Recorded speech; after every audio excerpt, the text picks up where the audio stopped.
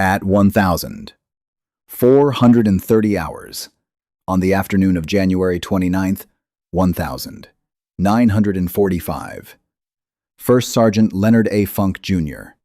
walked around the corner of a stone farmhouse in Holzheim, Belgium, and found 90 German soldiers pointing their weapons at him. They had been prisoners 5 minutes earlier. Now they were armed again. An SS officer had overpowered the 4 American guards Funk had left behind and redistributed captured weapons to the prisoners. The SS officer was standing in the center of the group, a Schmeisser submachine gun in his hands, pointed directly at Funk's chest. The officer demanded that Funk surrender. Leonard Funk was 28 years old, 5 feet 5 inches tall, 130 pounds. He had been fighting continuously since D-Day, 7 months of combat across France, Holland, and Belgium. 3 combat jumps, 2 Purple Hearts, a Distinguished Service Cross. He was the most decorated paratrooper in the 82nd Airborne Division and possibly the most decorated enlisted man in the entire European theater of operations. He was also, by every account, from every man who ever served with him, completely and certifiably insane.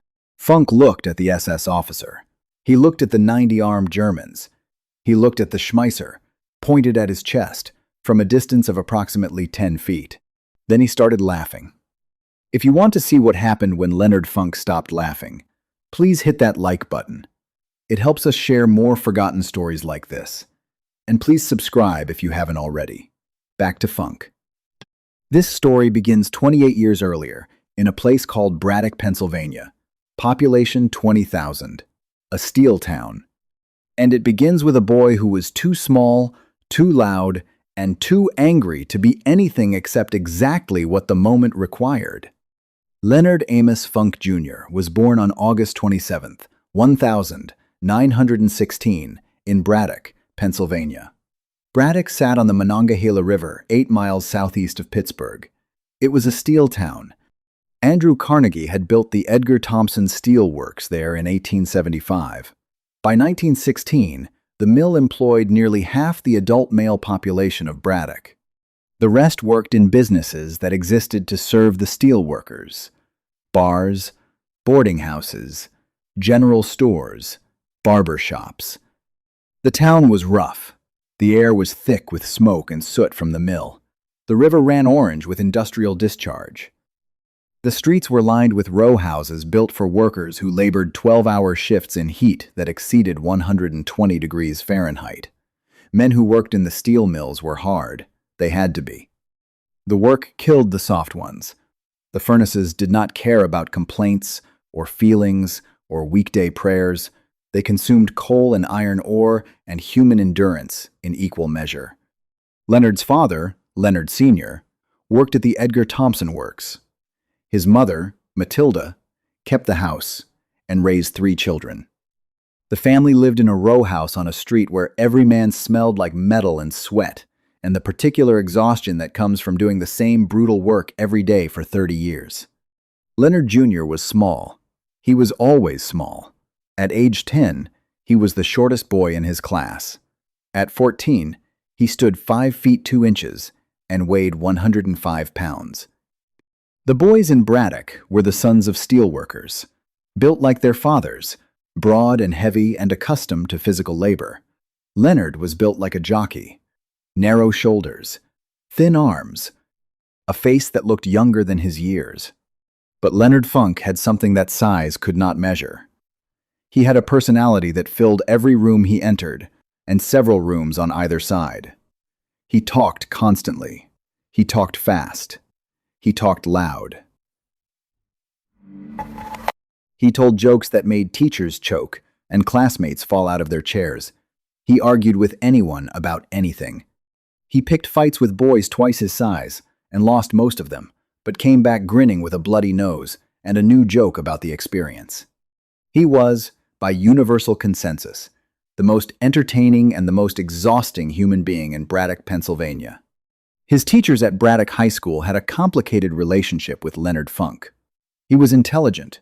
His grades were good when he bothered to pay attention. He read voraciously. He could recite passages from history books he had read once months earlier. His memory was nearly photographic, but he could not sit still. He could not stop talking.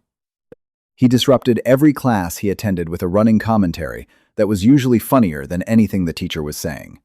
He was sent to the principal's office so often that the principal eventually put a chair outside his door, with Leonard's name on it. Funk graduated from Braddock High School in 1934.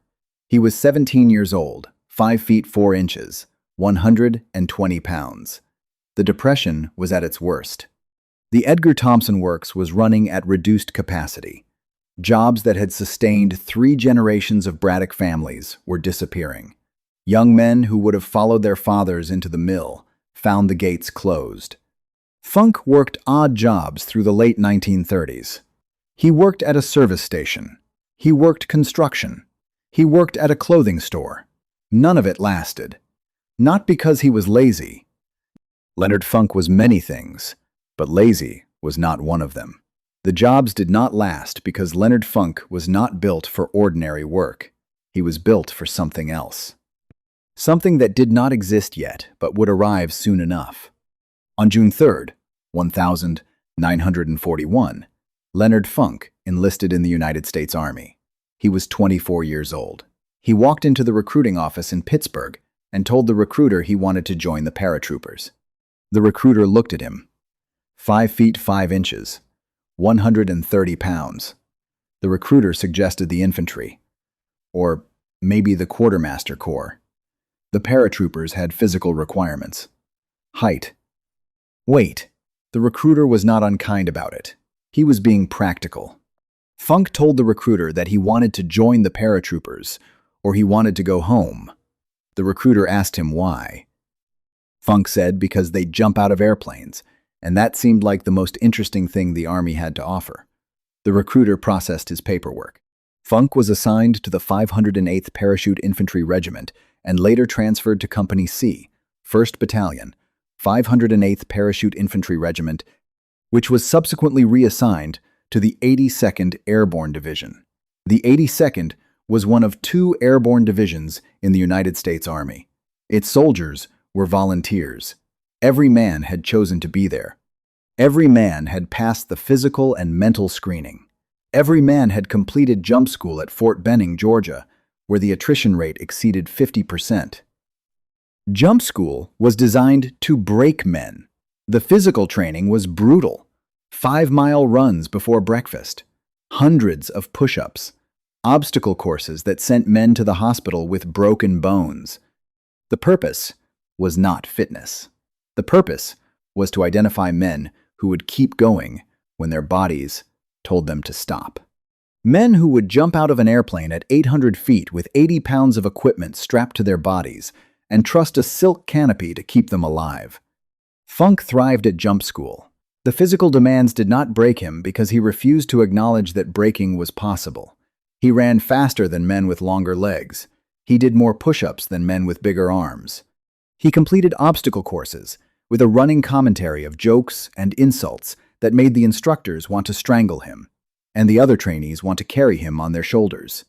The instructors had seen thousands of recruits come through Benning. They had seen every type: the quiet professionals, the loud braggarts, the scared boys pretending to be brave. Funk was a new category. He was genuinely, authentically, completely unafraid, not pretending, not performing. He simply did not experience fear the way other men experienced it. The jump towers that made grown men vomit made Funk laugh. The mock door exits that caused seasoned soldiers to freeze made Funk whoop with joy. He treated the entire process as the greatest entertainment he had ever experienced. This was not bravery in the conventional sense. Bravery requires fear. A brave man feels the fear and acts despite it. Funk did not feel the fear, or if he did, it manifested as excitement rather than dread.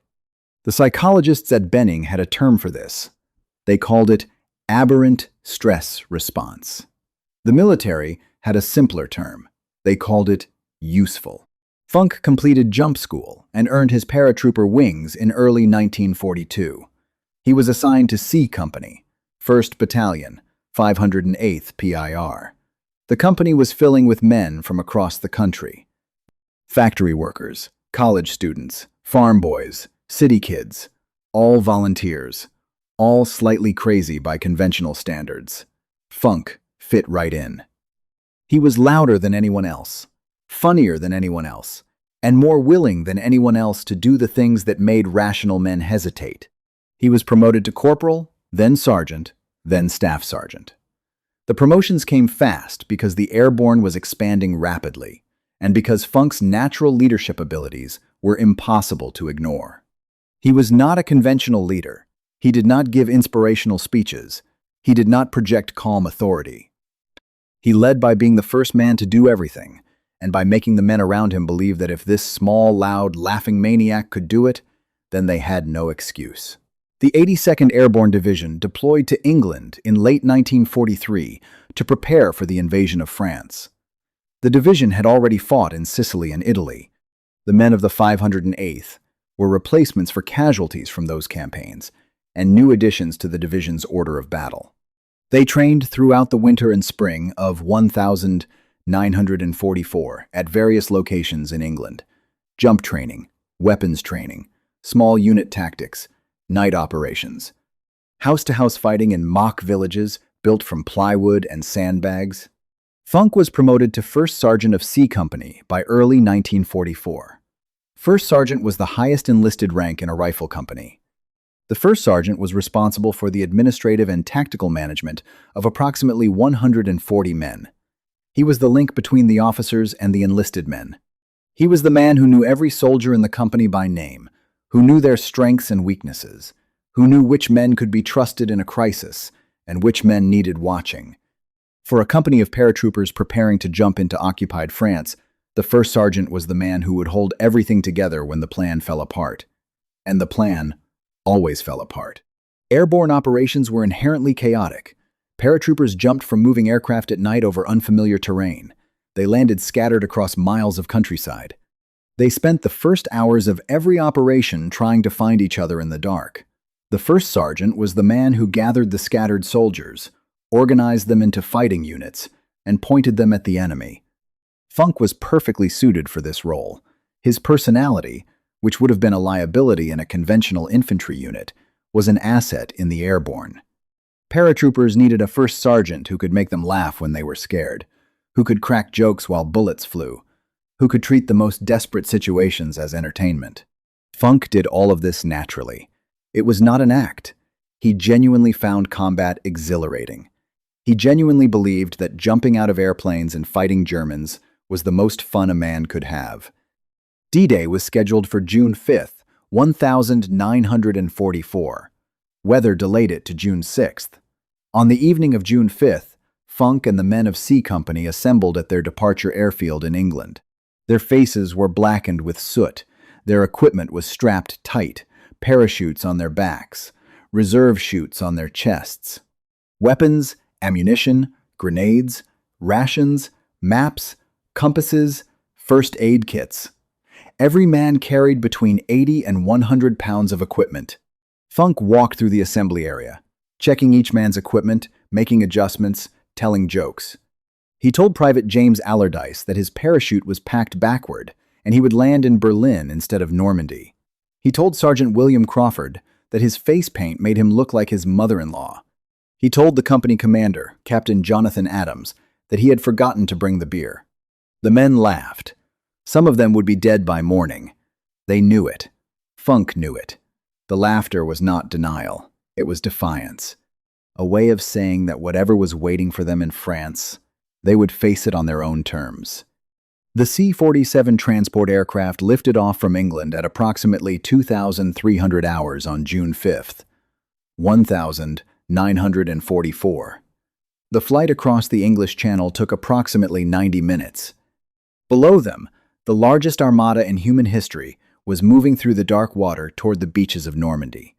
Above them, the sky was filled with hundreds of aircraft carrying thousands of paratroopers toward their drop zones behind the German coastal defenses. The 508th PIR's drop zone was west of Saint-Mère, Église. Their mission was to secure key bridges and road junctions, to prevent German reinforcements from reaching the beaches where the seaborne landings would begin at dawn. The drop was a disaster. Cloud cover, anti-aircraft fire, and navigation errors scattered the regiment across a wide area of the Cotentin Peninsula. Planes took evasive action to avoid flak, throwing off the timing of the drops. Paratroopers, who should have landed within a few hundred yards of each other, found themselves miles apart. Some landed in flooded fields that the Germans had deliberately inundated. Men drowned in 3 feet of water, pulled under by the weight of their equipment, unable to release their parachute harnesses in the dark.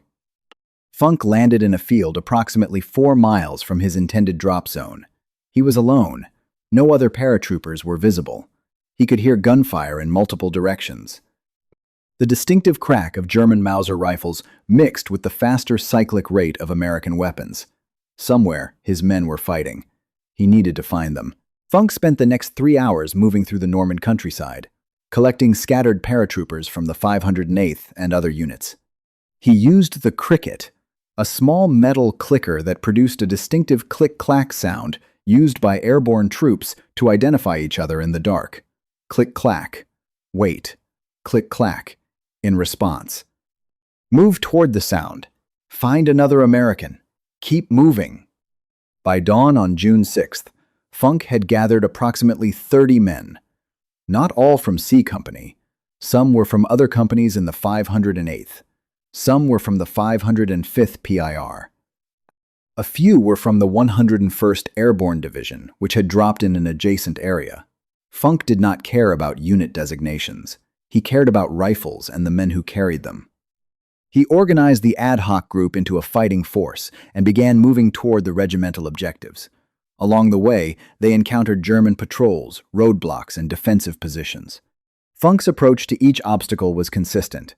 He would study the position for approximately 30 seconds, announce a plan that usually involved running directly at the enemy while shooting, and then execute the plan before anyone could argue. The approach was tactically unsound by textbook standards, but it worked. The Germans expected American paratroopers to be disorganized, scattered, and operating in small, leaderless groups. They did not expect a small, loud sergeant leading a mixed group of paratroopers in aggressive frontal assaults that hit with the force of a sledgehammer. Over the next 72 hours, Funk's group captured 3 bridges, destroyed 2 German defensive positions, and took 40 prisoners. Funk personally killed an unknown number of German soldiers during these engagements. He did not keep count. When asked later, he said he was too busy to count. By June 9th, C Company had been largely reassembled. The company had suffered significant casualties during the drop and the subsequent fighting. 17 men had been killed.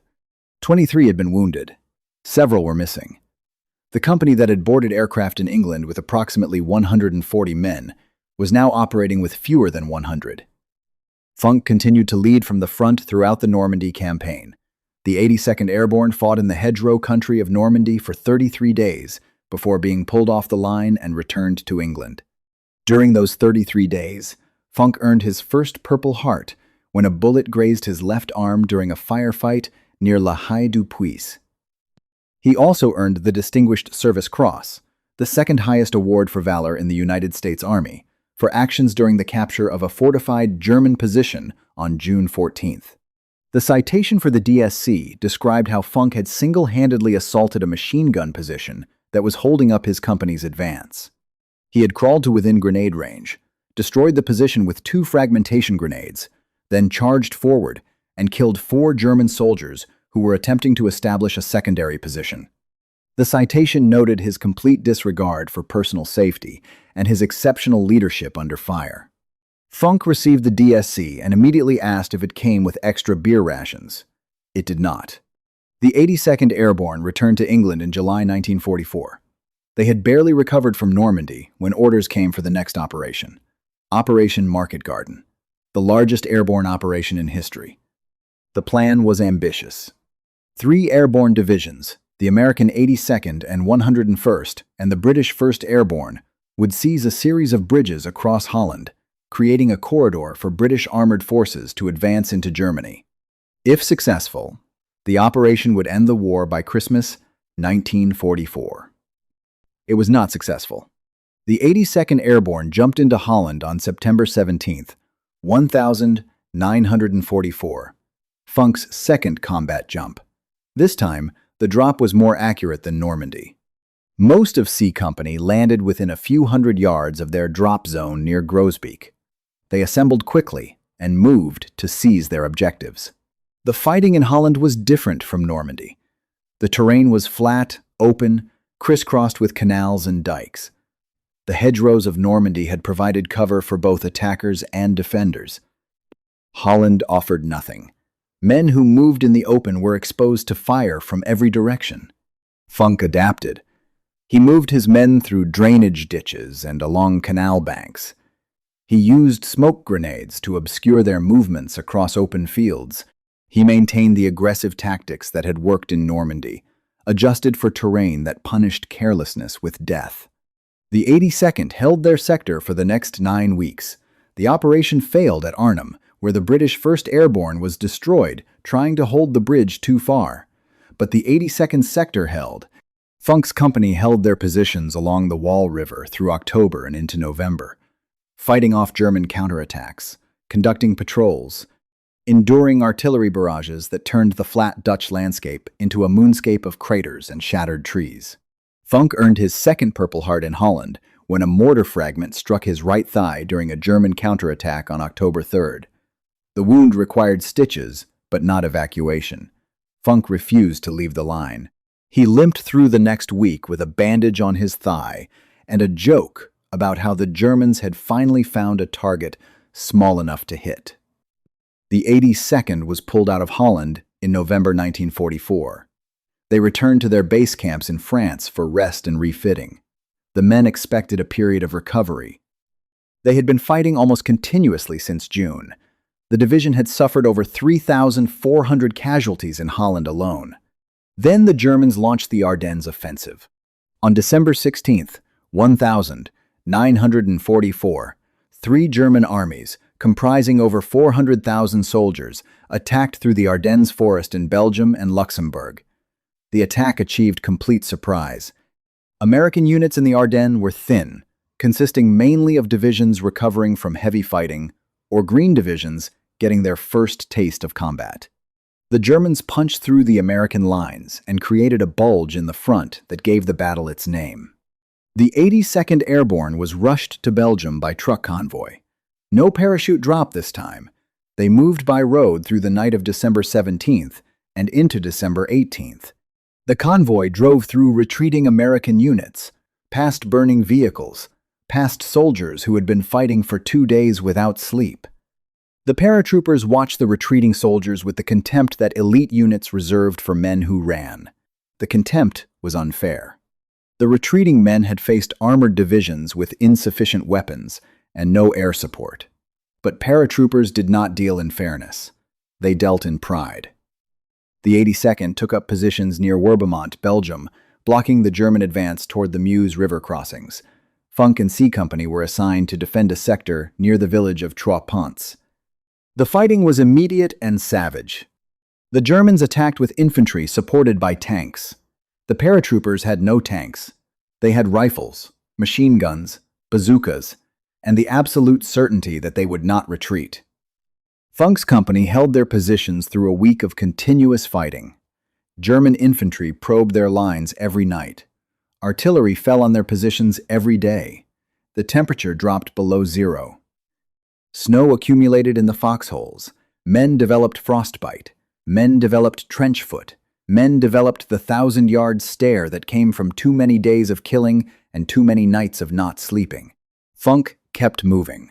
He walked the lines every night, checking positions, adjusting fields of fire, telling jokes that were progressively darker and progressively funnier. He told Private Robert Haynes that the Germans were attacking because they had heard about the terrible food in the American mess tent and wanted to make sure no one else had to eat it. He told Sergeant Edward Bukowski that the snow was actually a good thing because it made the German uniforms easier to see and gave everyone a nice Christmas decoration. The humor was calculated, not cynically calculated, but instinctively calculated. Funk understood something about combat that many leaders never grasped. Men did not fight for flags or countries or abstract ideals. They fought for the men beside them, and men who were laughing were men who had not broken. As long as Funk could make them laugh, C Company would hold. The Ardennes campaign lasted through January 1945.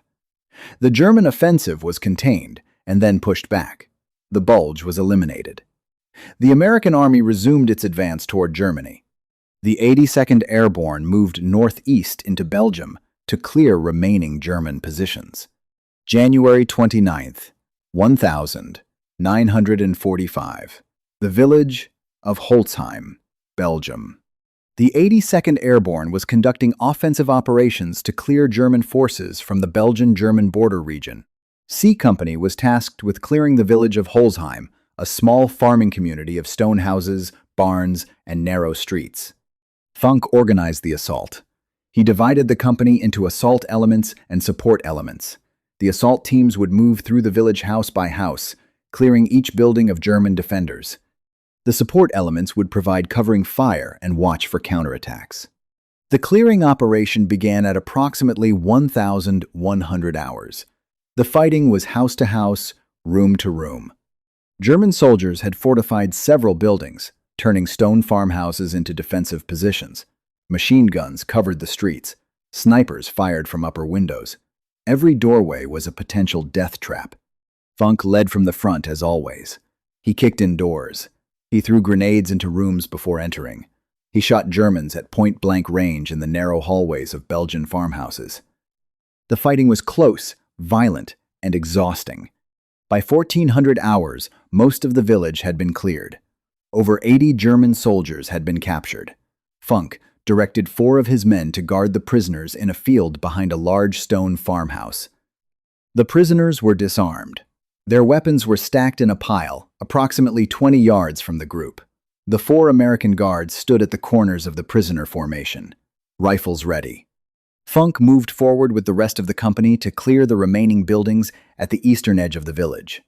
He was approximately 100 yards from the prisoner group when it happened. An SS officer who had concealed a pistol overpowered one of the guards. In the confusion that followed, the officer shot a second guard. The remaining 2 guards, faced with an armed SS officer and 80-plus prisoners who were suddenly aware that the situation had changed, were forced to surrender. The SS officer directed the prisoners to the weapons pile. Within minutes, 90 German soldiers were rearmed with their own rifles, machine pistols, and grenades. The SS officer organized the armed prisoners into a defensive formation around the farmhouse. He positioned men at windows and doorways. He sent runners to contact German units in the area. If he could hold the farmhouse until reinforcements arrived, he would not only have escaped capture, but would have created a strong point behind American lines that could threaten the entire company. Funk knew none of this. He had heard gunshots from the direction of the prisoner group, but assumed his men were dealing with a minor incident. He finished clearing the last building on the eastern edge of the village and turned back toward the farmhouse to check on the prisoners. He walked around the corner of the stone farmhouse at approximately 1,430 hours. What he saw stopped him in his tracks. 90 German soldiers, armed, organized, some in the windows of the farmhouse, others in a semicircle in the field behind it, all of them looking at him. In the center of the group stood the SS officer, the Schmeisser submachine gun leveled at Funk's chest. The SS officer shouted in German, then in English, "Surrender. Drop your weapon. You are surrounded." Funk looked at the SS officer. He looked at the 90 armed Germans. He looked at his own Thompson submachine gun hanging from its sling at his side. Then he started laughing. The laughter was not nervous. It was not hysterical. It was genuine laughter. The kind of laughter that comes from encountering something so absurd, so completely ridiculous, that the only rational response is amusement. Leonard Funk, standing alone in front of 90 armed enemies, found the situation funny. The SS officer did not find it funny. He repeated his demand, "Surrender immediately." Funk kept laughing. He doubled over slightly, his right hand on his knee, his body shaking with mirth.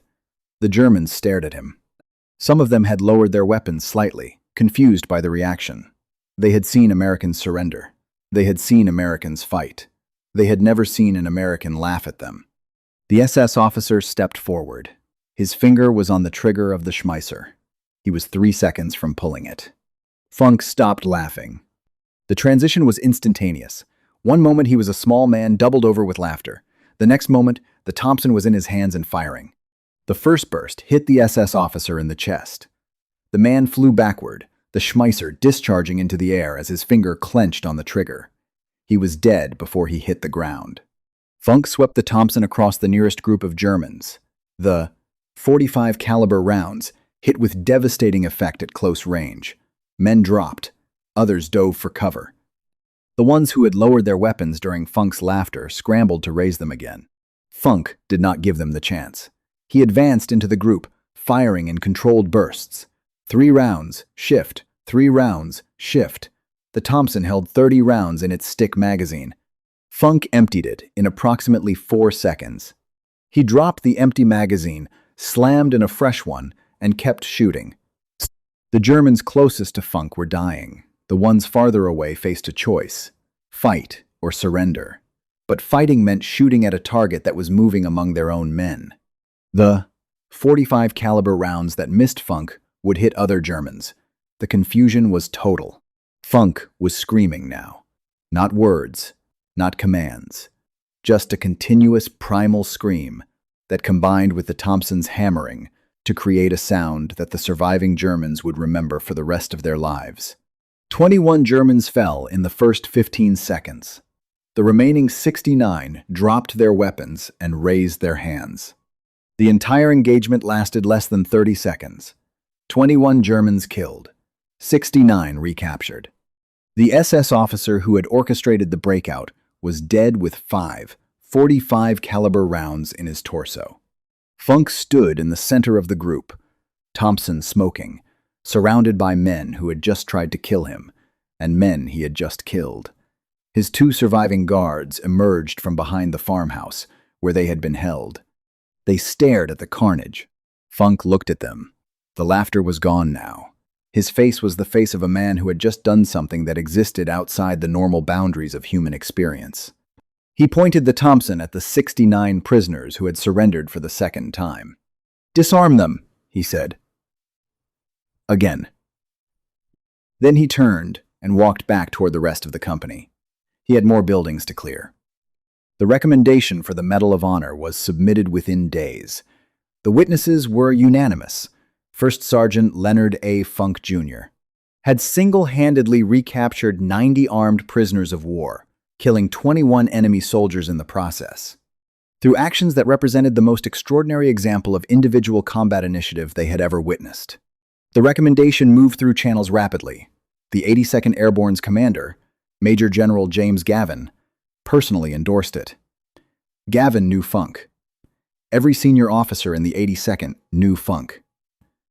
He was a legend within the division, a man whose exploits had been discussed in briefing rooms and barracks since Normandy. The Medal of Honor was approved in August 1945. The ceremony took place at the White House on September 5, 1945. President Harry Truman placed the medal around Funk's neck. Truman asked Funk how he had found the courage to attack 90 armed men. Funk said it seemed like the thing to do at the time. Truman asked about the laughter. Funk said the situation was funny. Here he was, 1 man against 90, and the German actually expected him to surrender. That was funny. What else was he supposed to do? Surrender? Leonard Funk did not surrender. Leonard Funk had never surrendered anything in his life. Not a football game in Braddock. Not a bar fight in Pittsburgh. Not a foxhole in Normandy. And certainly not his weapon to an SS officer who was stupid enough to point a gun at a paratrooper and expect compliance. Truman shook his hand. The president was smiling. It was hard not to smile around Leonard Funk. The Medal of Honor was not Funk's only decoration. By the end of the war, his chest carried so many ribbons and medals that they extended from his left breast pocket to his shoulder. The Distinguished Service Cross, the Silver Star, the Bronze Star, 2 Purple Hearts, the Presidential Unit Citation, the Belgian Croix de Guerre, the Dutch Orange Lanyard, campaign ribbons for Normandy, the Rhineland, the Ardennes, and Central Europe. He was the most decorated paratrooper in the 82nd Airborne Division. He was one of the most decorated enlisted soldiers in the entire United States Army, and he was 5 feet 5 inches tall and weighed 130 pounds. The men who served under him remembered specific things. They remembered his laugh, a loud, sharp, barking laugh that could be heard across a battlefield. They remembered the way he walked through artillery barrages with his hands in his pockets, making comments about the Germans' poor aim. They remembered the jokes. Always the jokes. Even in the worst moments, especially in the worst moments, Funk had something to say that made the fear feel slightly less suffocating. They also remembered the other side, the side that emerged when the laughter stopped, the speed, the violence, the absolute, unwavering commitment to killing anyone who threatened his men. Funk's transition from comedian to killer was instantaneous and total. There was no middle ground. He was either making you laugh or making you dead. Leonard Funk was discharged from the Army in 1945. He returned to Braddock, Pennsylvania. The steel mills were still running. The row houses were still standing. The smoke still hung in the air. Funk tried to adjust to civilian life. He took a job at the Veterans Administration. He married. He tried to be the person that peacetime expected him to be. Quiet, ordinary, normal. It did not work. The man who had been perfectly adapted to the chaos of combat was poorly adapted to the order of peacetime. The energy that had made him a brilliant combat leader made him restless in an office. The humor that had sustained his men under fire was too aggressive for civilian conversation.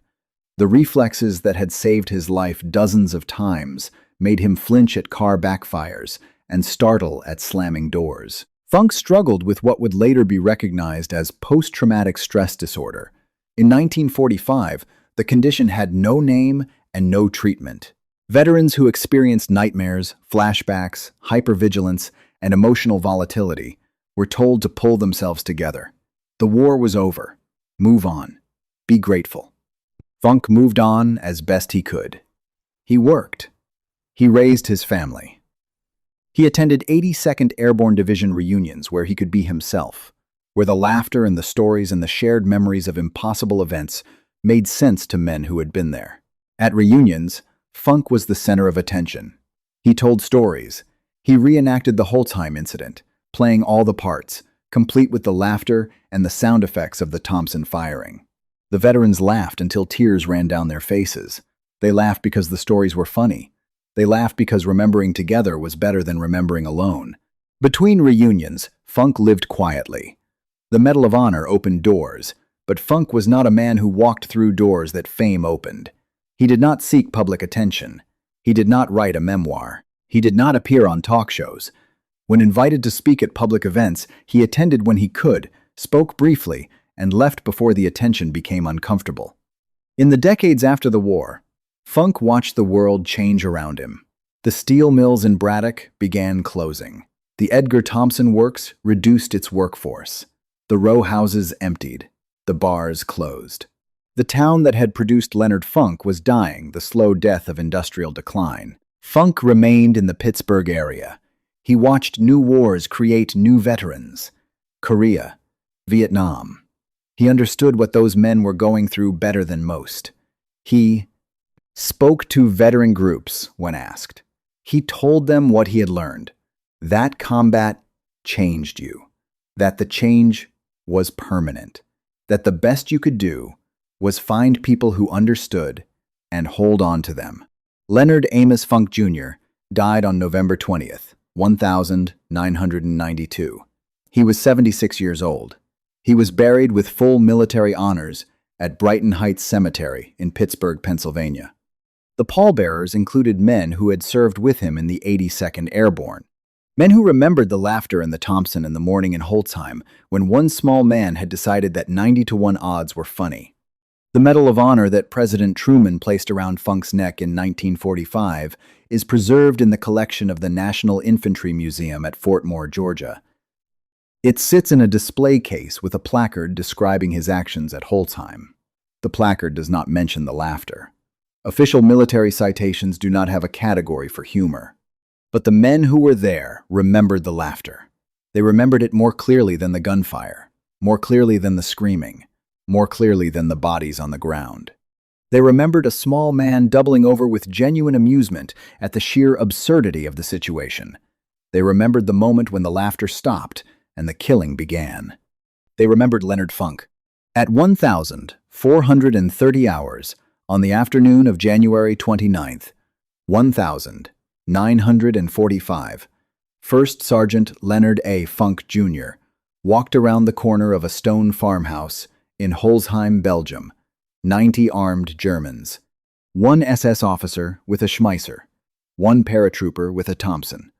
The SS officer demanded surrender. Funk started laughing. The laughter lasted approximately 5 seconds. Then it stopped. 21 men died in the next 30 seconds. 69 men surrendered for the second time that afternoon. One man stood in the center of it all, Thompson smoking, surrounded by the consequences of his actions. He was 5 feet 5 inches tall. He weighed 130 pounds. He was the loudest, funniest, most dangerous man the 82nd Airborne Division ever produced. He walked through the worst war in human history laughing, and the laughter never stopped, meaning exactly what it meant. You will not take this from me. You will not make me afraid. You will not make me run. I am Leonard Funk, and I find this entire situation absolutely hilarious. Until I stop laughing. Then God help you. If this story moved you the way it moved us, do us a favor. Hit that like button. Every single like tells YouTube to show this story to more people. Hit subscribe and turn on notifications. We are rescuing forgotten stories from dusty archives every single day. Stories about paratroopers who laughed at impossible odds, about first sergeants who held companies together with jokes and Thompson submachine guns. Real people. Real heroism. Drop a comment right now and tell us where you are watching from. Are you watching from the United States, United Kingdom, Canada, Australia? Our community stretches across the entire world. You are not just a viewer. You are part of keeping these memories alive. Tell us your location. Tell us if someone in your family served. Tell us if you knew Leonard Funk's story before today. Tell us if you knew that the most decorated paratrooper in the 82nd Airborne was 5 feet 5 inches tall and fought 90 men while laughing. Thank you for watching. Thank you for remembering. And thank you for making sure that the small, loud, laughing sergeant from Braddock, Pennsylvania does not disappear into silence. These men deserve to be remembered, and you are helping make that happen.